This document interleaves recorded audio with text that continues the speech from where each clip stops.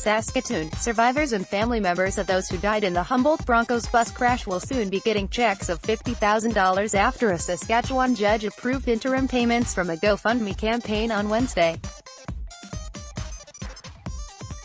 The payments will go to each of the 13 survivors and the families of the 16 people who died after the junior hockey team's bus and a transport truck crashed on April 6. Scott Thomas, whose son Evan Thomas played for the Broncos and died in the crash, said the money will help his family move forward with scholarships, as well as hockey and baseball tournaments. In his son's name, Evan was a pretty impactful young man and left his mark on a community in a number of different ways, Thomas said outside Saskatoon court Wednesday. One of the things that we want to do going forward with a lot of this is just be a little more philanthropic, if you will, with some of the things that come our way. Article continued below. More than $15.2 million was donated to the GoFundMe campaign.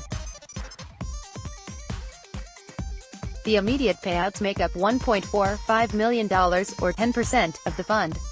Read more. Court hearing on Humboldt Broncos GoFundMe campaign. A first under new Saskatchewan law. Payments of $50,000 from a GoFundMe page for the Humboldt Broncos are to be given to 13 survivors of the crash and the families of 16 people who died. Jonathan Hayward, The Canadian Press. Humboldt Broncos GoFundMe site closes with over $15 million raised. GoFundMe charging $500,000 beyond $15 million raised for Humboldt Broncos lawyer Jeff Lee, who represents the Humboldt Broncos Memorial Fund Inc., said the checks will go out in a matter of days. Evidence reflects that there's been financial hardship on some of the families, he told court. Article continued below. Christina Hagen, wife of late coach Darcy Hagen, was in court for the hearing with her two children, Carson and Jackson. Lyle and Carol Bronze, parents of the late athletic therapist Dana Bronze, were also in court. None of them spoke outside. The money had yet to be distributed because Saskatchewan has legislation which outlines how court-supervised payouts are to be made. The court has approved a committee to determine how the rest of the GoFundMe money is distributed. The committee includes retired Saskatchewan Justice Dennis Ball, Mark Chipman, chairman of the company that owns the NHL's Winnipeg Jets, Olympic gold medalist Hayley Wickenheiser, Dr.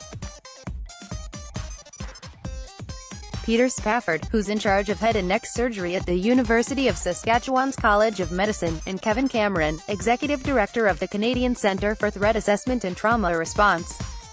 Lawyers representing some of the victims' families argued in court that the money should not be distributed simply based on expenses incurred. I think the advisory committee could very well face criticism as a result of some of the things that they put forward or what their end result is, said Darren Jewell, president of the Humboldt Broncos Memorial Fund and Humboldt Strong Community Foundation. I believe we have the right people around the table to get it done. The committee is scheduled to draft a report over the next few months which will eventually be submitted to a judge for a ruling. The next court date is November 15. Thomas said he's too emotionally invested to say how the remaining funds should be distributed.